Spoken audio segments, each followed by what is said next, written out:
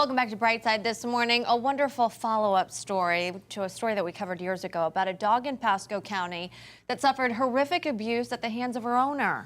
An inspiring story at that. In Tampa Bay's Jenny Dean joining us this morning with how this pup got a new leash on life. It was back in 2018 when we first shared Denali's story. She was rescued by Pasco County firefighters after her owner was involved in a domestic dispute. So she locked Denali in a crate, poured accelerant all over her, and then set the home on fire. Thankfully, Denali's story didn't end there. As you can see, she was rescued, survived, and now today, she's showing people how they can do it too. Carrie Burek remembers the day she met Denali. And she had third-degree chemical burns over about 35% of her body. The 30-minute drive to the emergency vet, hearing her cry the whole way. We weren't sure if she was going to survive. She was in the ICU at Blue Pearl for 16 days. But she did survive, coming home with bandages covering most of her body for months. Once she was released from the hospital, people heard her story and her story of survival.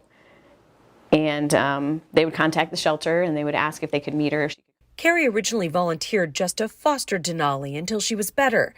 But that all changed when she realized there was a much bigger purpose for both of them. You are so cute. So when I saw her walk into a room and she just lit up that room and just her tail's always going, and the people that meet her are so excited and happy to meet her, I thought, we should do this. Denali now visits a domestic violence center in Clearwater each week, teaching victims how to become survivors. When they know that she's a survivor, they know that they can do anything and they can, be smiling and happy again the way that Denali is bringing the joy to them. For everything that she's gone through and everything that she's overcome, to come out on the other side with no ill will, with no hate in her heart. She loves everyone. And I mean, that is just, to me, I learn from her every day. Like she has changed my life, as much as, she changes other people's lives, Such a sweet baby.